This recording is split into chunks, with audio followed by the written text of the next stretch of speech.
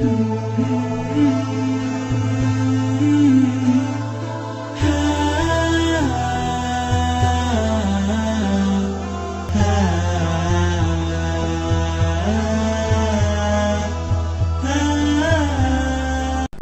Somad, apa hukumnya sholat di WC? Kamu mau ngejek saya ya, saya bilang. Rupanya dia kerja di luar negeri, tempat non muslim. Jadi tidak disediakan tempat sholat, tapi dia sebagai seorang mukmin beriman, maka di dalam WC itulah dia bentang sajadah, sholat dia di situ. Jadi saya bilang ini darurat tingkat tinggi, karena daripada kau tak sholat sama sekali, jadi ternyata ada saudara-saudara kita yang mengais rezeki di negeri orang, padahal negeri ini gemah ripah, loh jenawi, tongkat dan batu jadi tanaman, untayan zamrud, katulistiwa. Tapi dia mesti mencari rezeki jauh dan sholat. Ustadz Somad, apa hukumnya mencuci babi setiap hari? Ada saudara kita kerjanya apa? Nyuci babi, tiap hari nyuci babi. Menangis saya menjawab WA dia itu, kau cari tanah, masukkan ke botol, kau goncang dengan air. Kalau kau mau sholat, kau basuh dulu tanganmu 6 kali pakai air bersih, 1 kali pakai air tanah. Mencari sesuap nasi dengan mencuci babi tiap hari. Di mana negaranya? Tak boleh saya sebut. Sedangkan tak saya sebut aja diusirnya saya dari situ.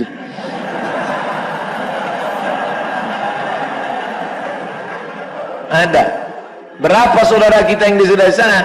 265.000 saudara senegara kita, darahnya darah sama kita, sama-sama seagama dengan kita, mengkais rezeki di sana. Tak bisa. Sampai ketika saya pulang di pesawat, duduk di sebelah saya, menangis dia. Ustaz, tolonglah Ustaz himbau negeri pemerintah kita supaya jangan lagi mengirim begitu susahnya. Saya bilang nggak bisa. Kenapa? Pengaturan. Tidak ada negara miskin di dunia ini. Tidak ada negara miskin. Yang ada adalah negara yang salah menggunakan sumber daya alamnya. Bapak Ibu ada di sini dengan rezeki yang halal, bekerja begitu indah, ada tempat ibadah, Masya Allah, Tabarakallah. Tempat ibadah, mikrofonnya, AC-nya, pengurusnya, maka tinggal datang beribadah. Kalau saudara-saudara kita tadi masuk neraka, masih ada alasan dia. Kenapa kau tak sholat? Tak ada tempat kami sholat. Kenapa kau tak sholat? Aku mencuci babi tiap hari. Tapi pegawai PLN tak ada alasan. Ditanya Allah, kenapa kau tak sholat? Kerja di mana? Di PLN. Masuk, kata Allah. Jadi kenikmatan yang paling indah adalah ketika kita bekerja, sholatnya dijaga, puasanya, PLN ini puasanya aja yang tak dijaga, sholatnya terjaga, masjid didirikan, zakatnya terjaga, disalurkan, dan saya termasuk yang menyalurkan zakatnya. Haji umrohnya, terserahlah yang mau daftar sama saya nanti 2019 Januari, umroh akbar, insya Allah, semuanya terjaga, insya Allah. Belanjanya terjaga, kitamat, ekonominya. Maka kalau ada orang PLN tak masuk surga, kasihan. Insyaallah. Wasiqal ladzina taqau ilal jannati zumara.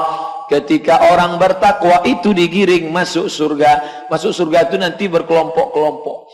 Satu kelompok geng PLN masuk surga. Diucapkan salam sama malaikat, itulah maka diulang 3 kali. Salamun qaulam mir rabbir rahim. Apa kata malaikat? Salam, selamat datang. Yang pertama kali masuk tentu general manager dulu. Masuk. Dah, habis itu pegawai, teruslah. Habis itu ketua masjid belakangan. Sama pengurus. Pas di antrian paling akhir ada Ustadz Somad. Ditanya sama malaikat, dari PLN ya? Enggak. Kenapa masuk sini? Aku pernah ceramah sini sekali. Masuk kan? Masya Allah. Jadi rupanya yang masuk ke dalam surga itu adalah pegawai-pegawai yang punya dedikasi dan selama dia bekerja niatnya ibadah. Masuk jam 8 pagi, pulang jam 4 sore, nilai ibadah. Kenapa? Karena niat dari rumah, bismillah, tawakkaltu ala Allah, la haula wala quwata illa billah, mencari rezeki yang halal. maka insya Allah keberadaan bapak ibu di sini bernilai ibadah. Hanya saja ada ibadah mahdoh, pure, original, murni ibadah. Salat, baca Quran, zikir, itu ibadah mahdoh. Tapi ada ibadah ghairu mahdoh yang tidak pure, bercampur dengan aktivitas. Tapi kalau diniatkan karena Allah, dia pun bernilai ibadah. Saya termasuk bangga terhadap PLN. Di mana-mana ceramah saya sampaikan tentang 2 masjid. Kenapa masjid yang lain Ustaz tak sebut? Saya tak ikut.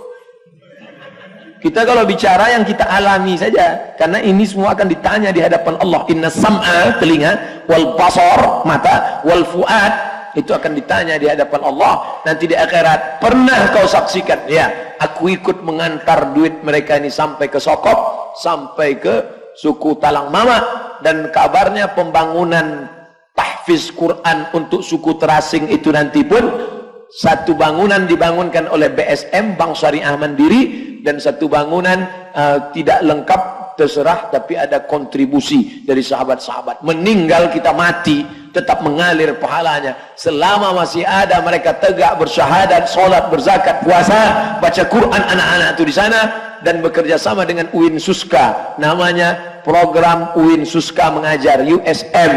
Kita yang membangunnya. Bapak ibu lihat foto, gambar, video kami, tapi anak-anak sana baca Quran, mengalir pahalanya. Anak-anak suku Talang sedang disekolahkan sekarang di depan, di arah Cepron Rumbai, terus nama pesantrennya Darul Muqawah. Disekolahkan di sana. 6 tahun nanti mereka tamat, mereka akan pulang. Ada bapak-bapak duit banyak, orang kaya, tanah lebar, ngasih duit tak mau. Saya tidak mau kasih duit, anak ini saya sekolahkan aja, gratis, free semua. Nanti setelah tamat balik dia ke kampung halamannya. Pas saya sedang makan di rumah Pak Gubernur, jumpa rektor sekolah tinggi ilmu kesehatan, Ustadz Somad. Ya, saya lihat video Ustadz di suku pedalaman. Ya, anak-anaknya ada yang bisa sekolah perawat. Ada Pak, kirim 2 orang gratis sampai tamat. Nanti akan tamat jadi perawat, dia yang akan mengurus ibu-ibu hamil di sana yang melahirkan. Banyak ibu hamil meninggal tak tertolong karena susah melahirkan, karena masih pakai dukun beranak, pakai jin hantu jemalang tanah.